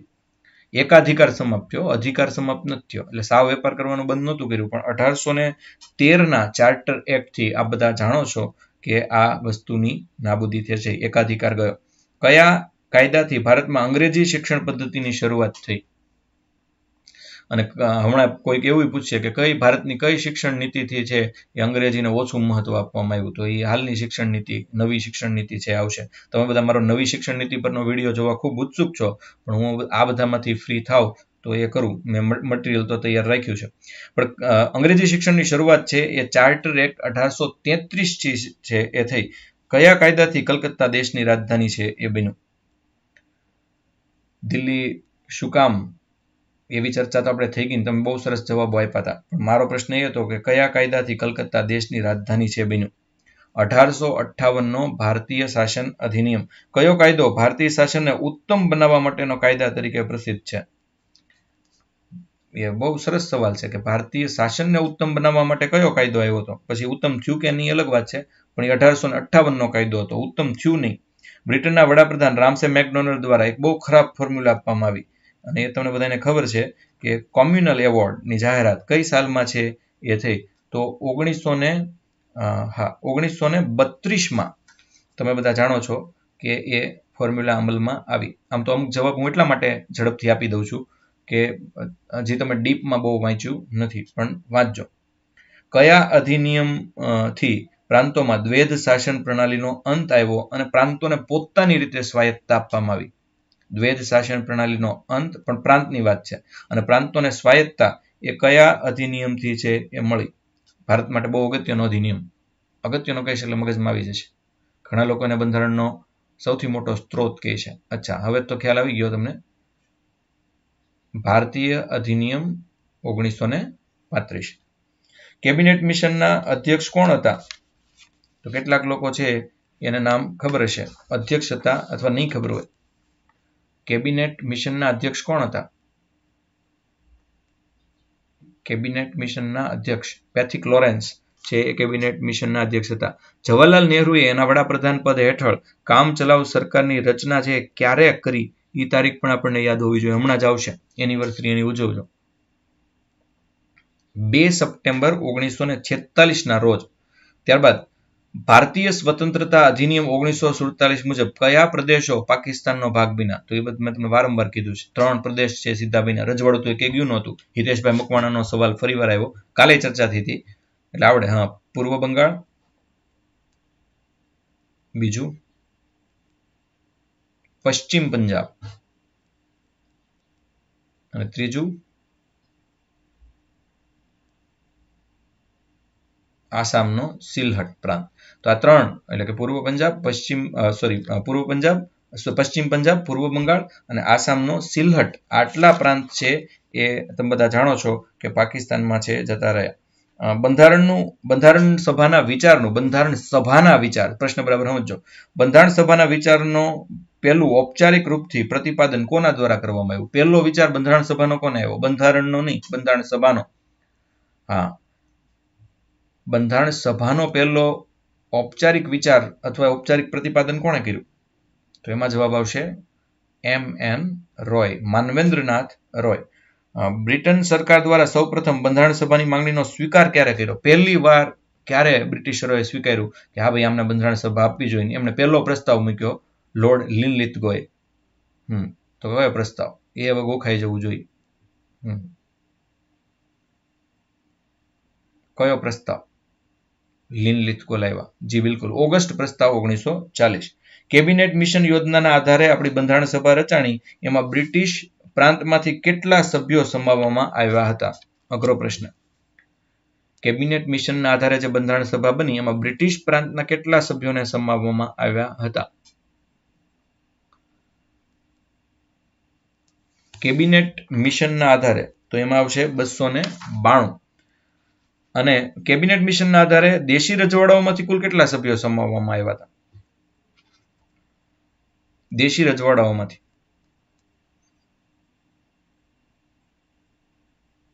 એનો સાચો જવાબ છે 3. વિભાજન પછી બંધારણ સભામાં એસટી સભ્ય સંખ્યા છે એ કેટલી હતી? એસટી કેટલા લોકો છે એ વિભાજન પછી બંધારણ સભામાં રહ્યા હતા? અગત્યનો પ્રશ્ન પૂછી શકાય.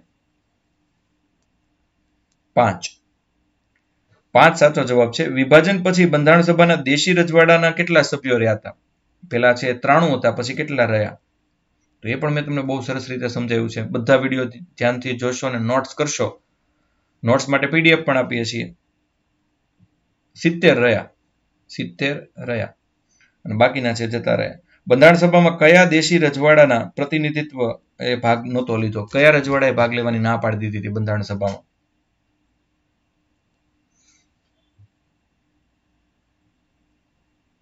કયા રજવાડાએ ના પાડી દીધી હતી?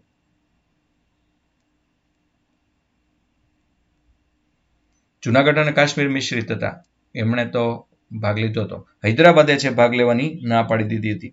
ચૈત્યભૂમિ, આ બધા સમાધિ સ્થળ યાદ રાખી લેજો મિત્રો. ચૈત્યભૂમિ છે એ કોનું સમાધિ સ્થળ છે? આવડવું જ જોઈએ, ન આવડે તો બંધારણ ભણાય જ નહીં. ચૈત્યભૂમિ ડોક્ટર બાબા સાહેબ આંબેડકર. એકતા સ્થળ કોનું સમાધિ સ્થળ છે? એકતા સ્થળ એ કોના સમાધિ સ્થળનું નામ એકતા સ્થળ છે? ઇન્દિરા ગાંધી વિરુદ્ધ કાલ જેબીવીટોનો પ્રશ્ન આવ્યો હતો ને, કોઈકે પૂછ્યો હતો. જ્ઞાની જેલસિંહ, બરાબર છે. નારાયણ ઘાટ કોનું સમાધિ સ્થળ છે? નારાયણ ઘાટ, હું ભૂલતો ન તો પહેલા બિન કોંગ્રેસી વડાપ્રધાન અથવા પહેલા કાર્યકારી વડાપ્રધાન જી ગુલઝારીલાલ નંદા. ત્યારબાદ સમતા સ્થળ એ કોનું સમાધિ સ્થળ છે? સમતા સ્થળ આપણા પ્રથમ શ્રમ મંત્રી જગજીવન રામ. ત્યાર પછી કર્મભૂમિ કોનું સમાધિ સ્થળ છે? આપણા થોડા શારીરિક રીતે નબળા પણ પછીથી ખૂબ તંદુરસ્ત થઈ ગયેલા રાષ્ટ્રપતિ ડોક્ટર શંકર દયાળ શર્મા. ઉદયભૂમિ કોનું સમાધિ સ્થળ છે? ઉદયભૂમિ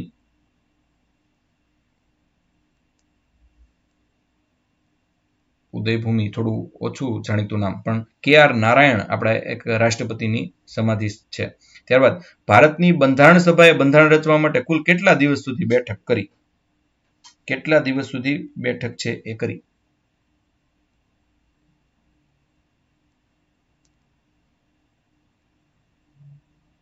266 દિવસ. ભારતના બંધારણમાં કઈ બાબતનો અમલ 26મી નવેમ્બર 1949 થી જ શરૂ થઈ ગયો? એ મેં તમને શીખવાડ્યું હતું. નાગરિકતા 26 નવેમ્બર 1949 થી કઈ બાબતો? 4 બાબતો લાગુ થઈ ગઈ. એક તો નાગરિકતા, જે મેં તમને ભણાવી દીધું. ચૂંટણી, ત્યારે હું બોલ્યો હતો. કામ ચલાવ સરકાર, જે પણ આપણે ચલાવી દીધું. અને કટોકટીની જોગવાઈ. આ બે વિષય ચલાવવાના બાકી છે, ચૂંટણી અને કટોકટીની જોગવાઈ. બંધારણ સભાની મૂળભૂત અધિકારને અલ્પસંખ્યક સમિતિના અધ્યક્ષ કોણ હતા? મૂળભૂત અધિકાર આપણને બહુ સ્ટ્રોંગ મળ્યા એટલે આપણે એને ધન્યવાદ આપવા જોઈએ મૂળભૂત અધિકારો આપવા બદલ. જી બિલકુલ, સરદાર વલ્લભભાઈ પટેલ. ભારતના બંધારણમાં એકલ નાગરિકતાનો સિદ્ધાંત આપણે કયા દેશમાંથી લીધો? Single citizenship. સિંગલ સિટીઝનશીપ ક્યાંથી લીધી? નહીં, અમેરિકામાં ડ્યુઅલ સિટીઝનશીપ છે. સિંગલ સિટીઝનશીપ આપણે ક્યાંથી લીધી? તો એ આપણે બ્રિટનમાંથી છે લીધી. ભારતમાં કાયદાનું શાસન અને કાયદો બનાવવાની પદ્ધતિ એ આપણે ક્યાંથી લીધી? એ તો બધાને આવડે. કાયદાનું શાસન અને કાયદો બનાવવાની પદ્ધતિ એ આપણે બ્રિટનમાંથી છે લીધા. ભારતના બંધારણમાં રાષ્ટ્રપતિ પર મહાભિયોગ પ્રક્રિયા એ આપણે ક્યાંથી લીધું?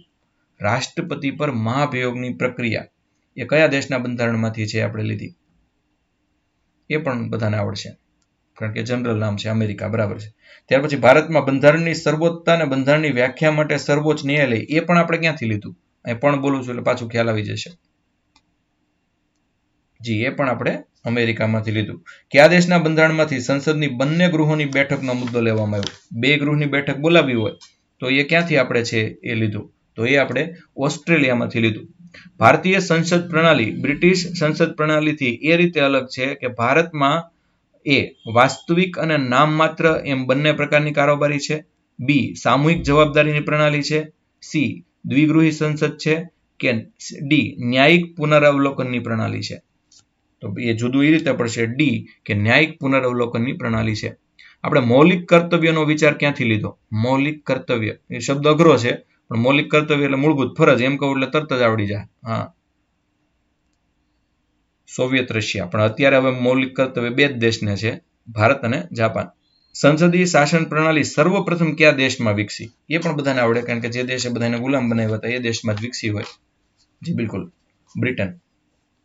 ભારતનું બંધારણ છે એમાં જે ભારત સરકાર અધિનિયમ 1935માં અંતર્નિહિત અનુદેશ પત્ર ને વર્ષ 1950માં ભારતના બંધારણમાં કયા રૂપમાં સંમિલિત કરાયું? અઘરો પ્રશ્ન.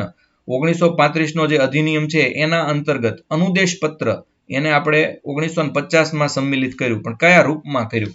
1935નો અનુદેશ પત્ર એને આપણે અને આયર્લેન્ડને બેને મિક્સ કરીને આપણે રાજ્યનીતિના માર્ગદર્શક સિદ્ધાંતોના સ્વરૂપમાં છે એ નિહિત કર્યું. ભારતને એક બંધારણ આપવાનો પ્રસ્તાવ આપણી બંધારણ સભાએ ક્યારે પ્રેરિત કર્યો હતો? એ પણ અઘરો પ્રશ્ન. એક બંધારણ આપણે આપવું છે અને આ બંધારણ સભા દ્વારા આપવું છે એવું 26મી જાન્યુઆરી 1947ના રોજ આપણે નક્કી કર્યું હતું. એટલે ઘણી રીતે 26મી જાન્યુઆરી આપણા માટે અગત્યની છે. ભારતને ગણરાજ્ય શું કામ માનવામાં આવે છે? એનું સૌથી મોટું કારણ શું? ભારતને ગણરાજ્ય શું કામ આવે? એનું સૌથી મોટું કારણ તો 25 જણાવી શકો, પણ સૌથી મોટું કારણ એ છે કે જી આપણે અહીંયા રાજ્યક્ષ એટલે રાષ્ટ્રપતિની ચૂંટણી છે એ થાય છે, એ વંશાનુગત પદ નથી. બંધારણની વ્યાખ્યામાં ઉદ્દેશિકા શું કામ ઉપયોગી છે? ઉદ્દેશિકા એ પાછો અઘરો શબ્દ. ઉદ્દેશિકા એટલે હું તો હું તમને ઓપ્શન આપું. તે મૂલ્યભારિત શબ્દોનો પ્રયોગ કરે છે, તે બંધારણના નિર્માતાઓનો વાસ્તવિક લક્ષ્ય અને દર્શનને સંમિલિત કરે છે, તે શક્તિ અને પરિસીમાનો સ્ત્રોત છે, આ બંધારણની આધારભૂત વિશેષતાઓની સંપૂર્ણ સૂચિ છે. પહેલા તો ઉદ્દેશિકા જ ઘણા નહીં સમજાયું. ઉદ્દેશિકા એટલે આમુખ, અને તો જવાબ આવે કે બંધારણના નિર્માતાઓનું શું લક્ષ્ય હતું તે આપણને સ્પષ્ટપણે જણાવે છે. ભારતીય બંધારણના ઉદ્દેશમાંના એકના રૂપમાં આર્થિક ન્યાયનો શેમાં પ્રબંધ છે? આર્થિક ન્યાય શબ્દ આપણે ક્યાં વાપરેલો છે ભારતના બંધારણમાં? અનુચ્છેદ હોય તો અનુચ્છેદ કયો, ભાગ હોય તો ભાગ કયો, જે આવડે કયો. આર્થિક ન્યાયનો ઉલ્લેખ ક્યાં છે? તો બે જગ્યાએ આર્થિક ન્યાયનો ઉલ્લેખ છે, બે સામે કોર્ટમાં નથી જઈ શકતો, એટલે જ તમને બેરોજગાર છો અને તમને રોજગારીનો અધિકાર નથી. એક આમુખમાં છે અને બીજું રાજ્યનીતિના માર્ગદર્શક સિદ્ધાંતોમાં છે, જે બેમાંથી એકેયમાં તમે કોર્ટમાં જઈ શકતા નથી. ભારતના સંઘવાદને સહકારી સંઘવાદ કોણે કીધો? સમાજવાદી શબ્દનો જે વિવાદ છે એના વિશે નવું એક પરિમાણ છેલ્લા કેટલાક દાયકાથી જે પ્રાદેશિક પક્ષોના કારણે અસ્તિત્વમાં આવ્યું છે. સહકારી સંઘવાદ જી ઓસ્ટીને કહ્યું. ભારતનું બંધારણ કઈ માન્યતા પ્રદાન કરે છે? માત્ર ધાર્મિક અલ્પસંખ્યકોને અહીંયા લઘુમતી ગણાય, માત્ર ભાષાકીય અલ્પસંખ્યકોને અહીંયા ગણાય, કે ધાર્મિક ને ભાષાકીય બંનેને ગણાય, કે ધાર્મિક ભાષાકીય તેમજ જનજાતીય અલ્પસંખ્યક ત્રણેય ગણાય?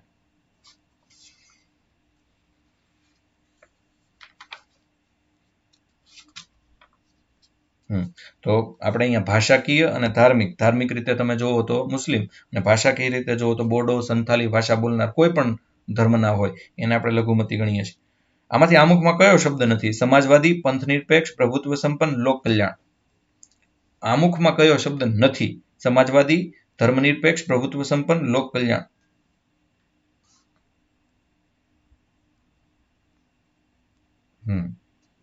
લોક કલ્યાણ શબ્દ નથી. લોક કલ્યાણ એ રાજનીતિના માર્ગદર્શક સિદ્ધાંતો સાથે સંકળાયેલ છે. અથવા લોક કલ્યાણમાં કોનું કલ્યાણ કરવાનું છે? કેમ કે લોકોનું પણ કયા લોકોનું? તો સ્પષ્ટપણે રાજનીતિના માર્ગદર્શક સિદ્ધાંતોમાં સ્પષ્ટ થાય છે કે કમજોર વર્ગ, પછાત વર્ગનું કલ્યાણ છે એ કરવાનું, અથવા કમજોર હોય એનું કલ્યાણ કરવાનું.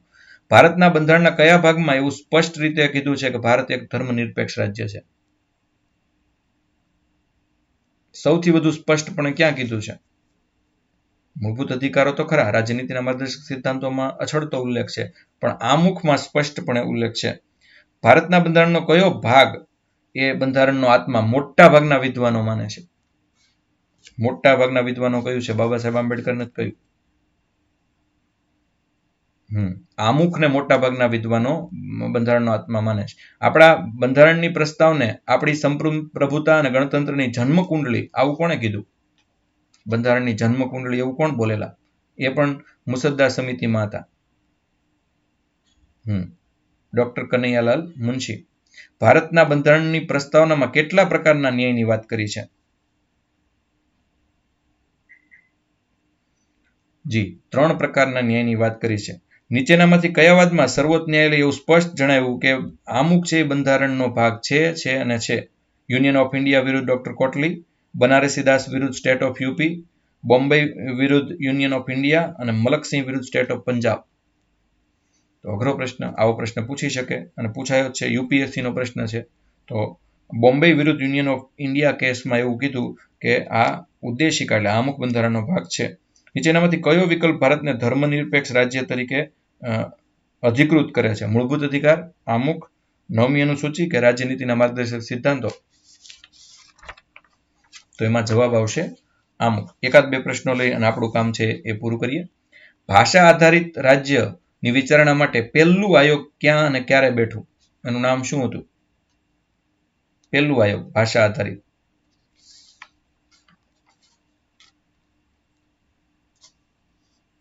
જી, એસ.કે. ધર 1948માં.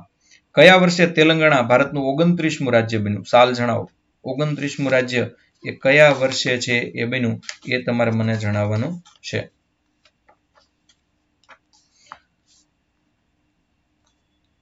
$2014. નેફાનું પૂરું નામ શું? NEFA. પેલા તો N. જી, નેફાનું પૂરું નામ શું?